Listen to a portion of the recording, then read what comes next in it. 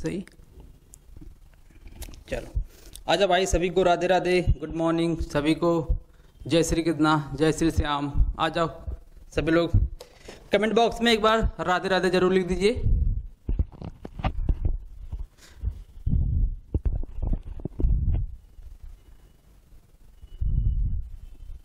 ठीक है, चलिए ठीक है, आ जाओ दोस्तों। आज एक बार फिर आपके साथ नए सेशन के साथ विद्या कॉमर्स क्लासेस आपका बहुत बहुत स्वागत करता है। आज हम सीखेंगे विनिमय पत्र क्या होता है। क्लास 11th में अकाउंटेंसी के बुक में विनिमय पत्र का चैप्टर नंबर 18 आपको मिलेगा, जिसमें आज हम इसकी परिभाषाएं सीखेंगे और इसकी विशेषताएं क्या होती हैं ये भी सीखेंगे। पार्टीज कितने होते हैं, इसका पेमेंट डेट कितना होता है, कब होगा, अनुग्रह दिवस क्या होता है, दर्शनी पत्र क्या होता है और प्रतिज्ञा पत्र क्या होता है, आज इस सेशन में हम सीखने वाले हैं। ठीक है, ये आपका बेसिक पार्ट है, इस चैप्टर का बेसिक पार्ट है। बेसिक पार्ट सीखने के बाद हम इसके बाद क्या करेंगे, इसकी में जो जनरल एंट्रीज होती हैं उसको सीखने का प्रयास करेंगे। जनरल एंट्री ही क्या होता है आपके पेपर में आता है। इस चैप्टर से आपके बोर्ड के एग्जाम में एक क्वेश्चन आपका आएगा प्रैक्टिकल। प्रैक्टिकल का मतलब सवाल आएगा और 2 क्वेश्चन आपके थ्योरी मिलेंगे इस चैप्टर से। ठीक है, तो बड़ी इत्मीनान से पढ़िएगा, हम बहुत ही आसान शब्दों में इसको समझाने का प्रयास करेंगे। चलिए स्टार्ट करते हैं। क्या है भाई, आज हम सीखेंगे विनिमय पत्र की परिभाषा। अधिनियम इसका क्या है, किसका अधिनियम, विनिमय पत्र, विनिमय पत्र अधिनियम 1881 में इसकी परिभाषा बताई गई है। क्या बताई गई परिभाषा,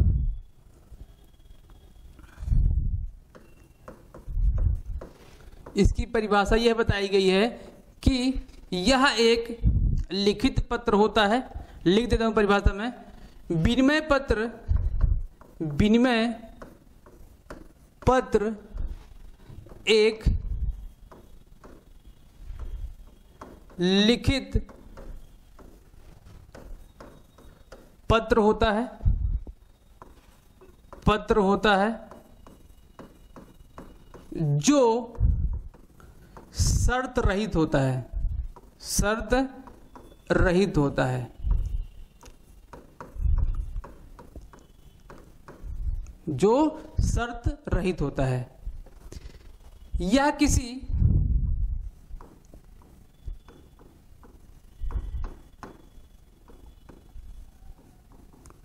व्यक्ति पर, या किसी व्यक्ति पर उसके आदेशानुसार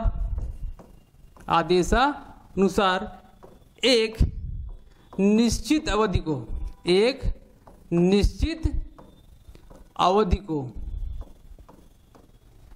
एक निश्चित अवधि को उसे स्वयं या आदेशित व्यक्ति को, या आदेशित व्यक्ति को भुगतान करे। ये क्या है आपका विनिमय पत्र की परिभाषा है। ठीक है, विनिमय पत्र में साफ साफ कहा गया, देखिए मैं इसको समझाता हूं क्या कह रहा है। कह रहा है कि विनिमय पत्र क्या होता है, सबसे पॉइंट में देखिएगा, विनिमय पत्र एक क्या होता है, लिखित पत्र होता है। मैं बताता हूं कैसे। क्या हुआ कि एक्स और वाई, एक्स ने वाई को कुछ उधार माल बेचा, वाई को उधार माल बेचा, वाई ने पैसा पेमेंट नहीं किया। अब एक्स और वाई के बीच में एक एग्रीमेंट हुआ, समझौता जिसे कहते हैं, उन दोनों के बीच में एक समझौता हुआ।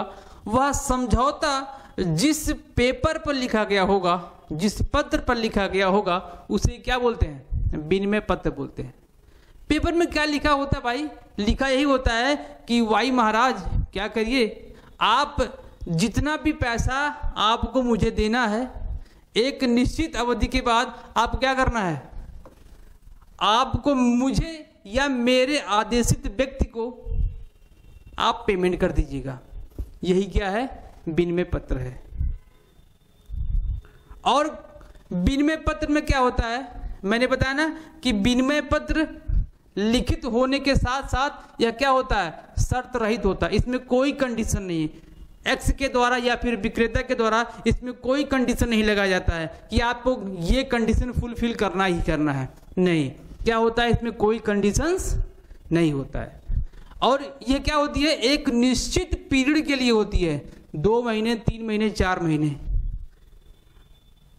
ये एक निश्चित अवधि के बाद पेमेंट करना होता है। मैंने कहा कि एक्स ने कहा वाई से कि 2 महीने बाद आपको क्या करना है, इस अमाउंट को मुझे पेमेंट करना है।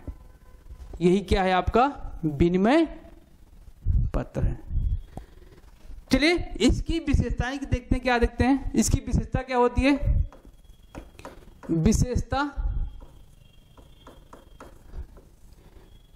पहली विशेषता क्या भाई? हम डेफिनेशन से निकालते हैं। इस पर क्या कहते हैं? पहली विशेषता, यह क्या होता है? लिखित होता है।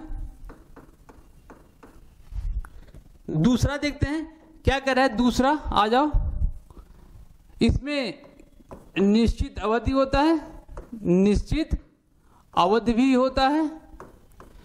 तीसरा देख लो, शर्त रहित होता है, शर्त रहित होता है। चौथा देख लो, इसमें भैया मेन पॉइंट क्या होता है? हस्ताक्षर होते हैं। एक्स ने वाई को एक पत्र लिखा, जब तक वाई उस पत्र पर अपना सिग्नेचर नहीं कर देगा तब तक वह विनिमय पत्र बनेगा नहीं, वैलिड होगा नहीं। जब वाई के द्वारा अपना सहमति उस पर एक सिग्नेचर के माध्यम से दे दिया जाएगा तो क्या बन जाएगा? विनिमय पत्र हो जाता है। तीसरा, पांचवा देख लो, यह क्या होता है? आदेशित पत्र होता है, आदेशित पत्र होता है। ठीक है, कौन सा पत्र भाई? ये आपका आदेशित पत्र होता है। मैंने बोला ना हस्ताक्षर किसका होता है? इस पे जो स्वीकर्ता होता है, स्वीकर्ता होता है, मतलब कि डेटर्स जो है वही इस पर क्या करेगा? साइन करेगा।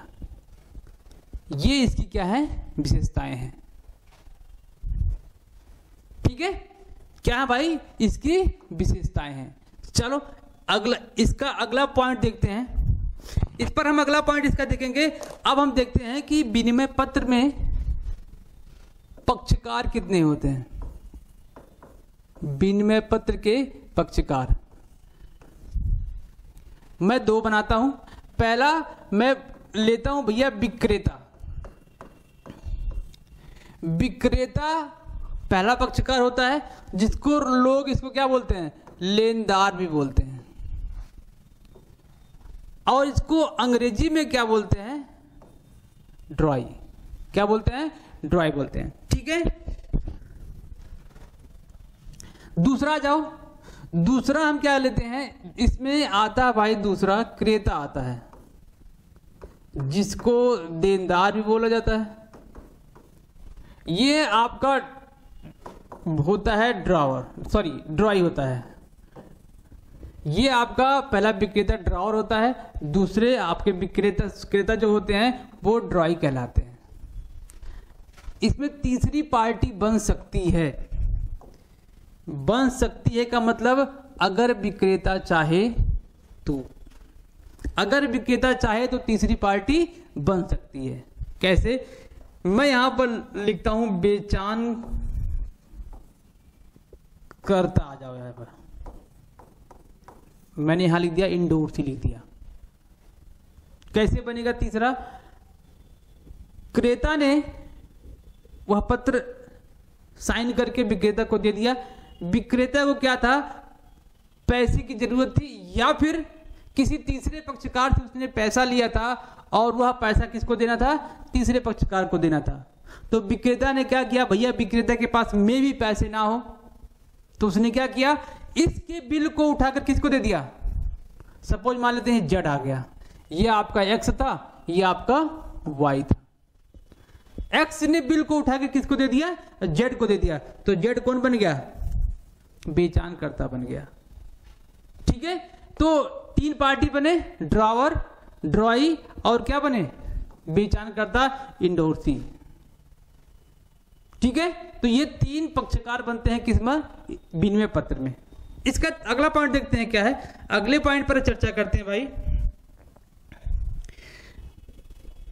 बहुत ही क्या है, इंपॉर्टेंट पॉइंट है ये। क्या है भाई, पेमेंट डेट।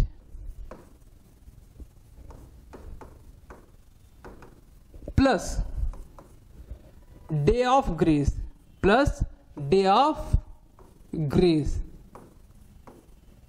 ये दोनों जुड़कर ही क्या बनते हैं, आपके पेमेंट डेट बनते हैं। अभी देखिएगा, ये कैलकुलेशन अगर सिर्फ पेमेंट का डेट निकालना आपको नहीं आता है तो आप सवाल गलत कर देंगे, सवाल आपका सही नहीं होगा। ठीक है, आपको पेमेंट करना होगा 2 तारीख को, तो आप 3, 4 तारीख को, 5 तारीख को पेमेंट करने के लिए रहेंगे। तो दूसरा वाला जिसको पेमेंट लेना होगा तो आपके घर आके दरवाजा खटखटाएगा कि भैया आज पेमेंट का डेट है, पेमेंट कर दो, और आपको पता ही नहीं है हमको पेमेंट कब करना है। ठीक है, तो पेमेंट का डेट निकालना आज हम सीखते हैं, कैसे पेमेंट की डेट को निकालते हैं। चलिए देखते हैं। पहले हम ये देख लेते हैं कि पेमेंट डेट तो भी हम निकाल लेंगे। डे ऑफ ग्रेस क्या होता है, इसको हिंदी में बोलते हैं अनुग्रह दिवस। अनुग्रह दिवस इसे बोला जाता है। ठीक है, अनुग्रह दिवस क्या होता है, अनुग्रह दिवस क्या होता है, सपोज मानते हैं कि आपकी पेमेंट का डेट 2 तारीख है।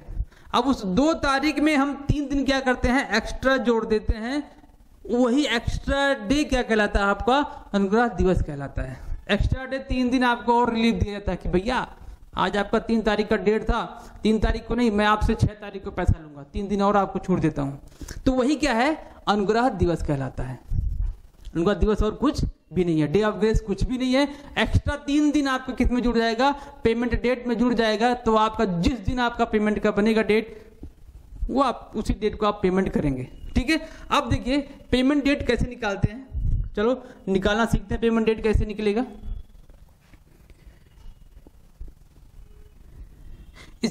सपोज एक बिल लिखा गया 1 जनवरी को, और कितने महीने का, 2 मंथ के लिए। अभी हम नॉर्मल ईयर की बात कर रहे हैं, लीप ईयर की बात हम नहीं कर रहे हैं। 1 जनवरी को क्या लिखा गया, एक बिल लिखा गया, और उस बिल में कहा गया कि 2 महीने बाद आपको इस बिल का पेमेंट करना है। क्या, 2 महीने बाद इस बिल को आपको पेमेंट करना है। अच्छी बात है, तो आप क्या करिए, इसमें आपको करना है कि आपको यह निकालना है कि पेमेंट डेट क्या होगा। चलिए देखते हैं, आपका जनवरी हुआ, जनवरी से फरवरी, 1 फरवरी, कितना महीने बना, 1 महीने। देन आप क्या करेंगे, 1 फरवरी से लेकर 1 मार्च, कितना महीने बना, 2 महीने। यहां पर क्या हो गया, 2 मंथ यहां पर कंप्लीट हो गया।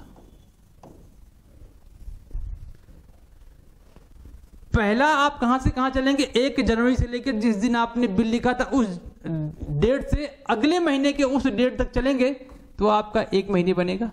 फिर उस महीने से जहां पहला महीना कंप्लीट हुआ है, उस महीने से फिर अगले डेट पर चलेंगे तो दूसरा महीना कंप्लीट होगा। समझ में आया। अब आपका क्या बना, 1 मार्च बना। 1 मार्च को आपका ड्यू डेट बन रहा है, किसका, पेमेंट का। नहीं, अभी रुक जाओ। क्या करना है, 1 मार्च को आपका बिल का जो डेट था वो पूरा हो रहा है, लेकिन अब इस 1 मार्च में क्या जुड़ेगा, डे ऑफ ग्रेस जुड़ेगा। कितने दिन, 3 डेज।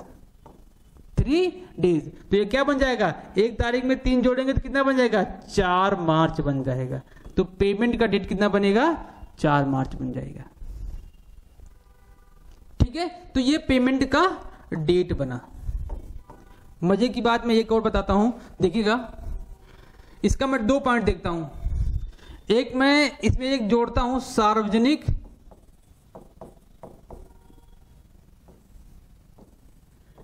छुट्टी को मैं ऐड करता हूं। दूसरा मैं बोलता हूं इसमें आपातकालीन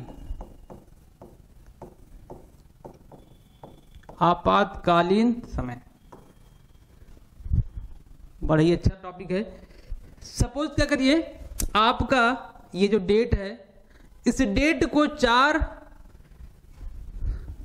मार्च को क्या हुआ, 4 मार्च को आपके किसी नेता की मृत्यु हो गई।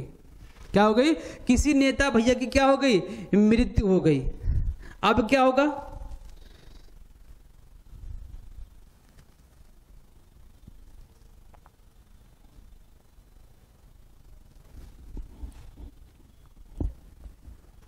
क्या हुआ भाई, अब नेता की भैया मृत्यु हो गई इस डेट को, 4 तारीख को। आज मुझे पैसा लेना था इस डेट को, आज मुझे भाई 4 मार्च को पैसा मिलने वाला था, लेकिन क्या हुआ, किसी नेता की मृत्यु हो गई, आकस्मिक घटना घटित हो गई। अब क्या होगा, पेमेंट कब मिलेगा, पेमेंट मिलेगा, अब आपको पेमेंट मिलेगा 5 मार्च को। क्या हो गया, अब आपको मिलेगा 5। मतलब क्या था, मतलब ये था कि जब आपातकालीन घटना घटित होगी तो पेमेंट का डेट जो होगा उसके अगले दिन उसको पेमेंट मिलेगा। ठीक है, उस डेट को पेमेंट नहीं मिलेगा, अब नेक्स्ट डे मिलेगा। अब सार्वजनिक छुट्टी में क्या होती भाई, सार्वजनिक छुट्टी में सपोज मेरे बिल का जो टाइम है ना, वो टाइम कब आ गया भाई, टाइम आ गया 26 जनवरी को आ गया। बिल के पेमेंट का टाइम 26 जनवरी आ गया, तो 26 जनवरी के बाद पेमेंट नहीं होगा, क्या होगा, अब वो पेमेंट 25 जनवरी को ही करना पड़ेगा। बात समझ आ गई ना। सार्वजनिक छुट्टी में 1 दिन पहले और आपातकालीन में 1 दिन बाद का टाइम देखा जाता है। क्लियर है, तो ये क्या था। अब मैं इसका जो टॉपिक है नेक्स्ट क्लास में क्या करेंगे, हम पेमेंट के डेट पर कई सारे क्वेश्चन को लगाएंगे। ठीक है, तब ये जो क्लियरिटी है और ही बेटर हो जाएगा आपका। आज हम अगला टॉपिक इसमें देखते हैं, क्या है अगला टॉपिक। मैंने कहा था कि मैं 2 चीज पे चर्चा करूंगा। एक मैंने अभी कहा था कि भैया इसमें हम ये भी देखेंगे कि प्रतिज्ञा पत्र क्या होता है, प्रतिज्ञा पत्र। और मैंने ये भी कहा था कि दर्शनी प्रतिज्ञा पत्र क्या होता है, दर्शनी विनिमय पत्र, सॉरी दर्शनी विनिमय पत्र, दर्शनी विनिमय पत्र क्या होता है। देखिएगा बहुत ही आसान है, हम वैसे ही सीख लेंगे, इसको लिखूंगा नहीं, मैं बता देता हूं क्या होता है। प्रतिज्ञा पत्र क्या होता है, आप देखिए हमने विनिमय पत्र देखा कि ये यह एक लिखित, और किसके द्वारा लिखित, विक्रेता के द्वारा लिखित। ठीक है, लिखित तो होता है, लेकिन किसके द्वारा लिखित, ये होता है विक्रेता के द्वारा। लेकिन प्रतिज्ञा पत्र में इसका जस्ट उल्टा है। यह किसके द्वारा लिखित होता है भैया, ये क्रेता के द्वारा लिखित होता है।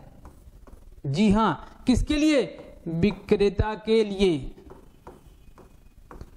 क्रेता स्वयं एक पत्र लिखता है, विक्रेता से अनुग्रह करता है कि भैया 2 महीने बाद मैं आपके इस पैसे का भुगतान कर दूंगा, जिसपे उसने अपना साइन भी कर रखा होता है। बात में ना, तो इसी को क्या बोलते हैं, प्रतिज्ञा पत्र बोलते हैं। भाई विनिमय पत्र में 3 पक्षकार, इसमें कितने, 2 पक्षकार, और कुछ भी नहीं है। फिर से सुनिए, प्रतिज्ञा पत्र क्या होता है, यह एक लिखित पत्र किसके द्वारा, क्रेता के द्वारा विक्रेता से होता है कि भैया मैं आपका पेमेंट इतने दिन के बाद कर दूंगा। दर्शनी क्या होता है? दर्शनी विपत्र वह पत्र होता है जिसमें कोई डेट नहीं होता है, डेट का उल्लेख ही नहीं होता है। ये किस पर देय होता है भाई? ये क्या होता है? मांग पर देय होता है, मांग पर देय होता है। जिस दिन विक्रेता ने पैसा मांग लिया उसी दिन इसका भुगतान होना है। इसी को क्या बोलते हैं? दर्शनी विनिमय पत्र बोला जाता है। ठीक है, उम्मीद है समझ में आ गया। प्रतिज्ञा पत्र क्या होता है, दर्शनी पत्र क्या होता है, विनिमय पत्र क्या होता है। ये 3 पत्र हम लोगों ने सीखा और विनिमय पत्र की परिभाषाएं सीखी, विशेषताएं सीखी और पेमेंट का डेट निकालना सीखा। ठीक है, तो आज क्लास में इतना ही रखते हैं, मिलते हैं नेक्स्ट क्लास में। Have a nice day.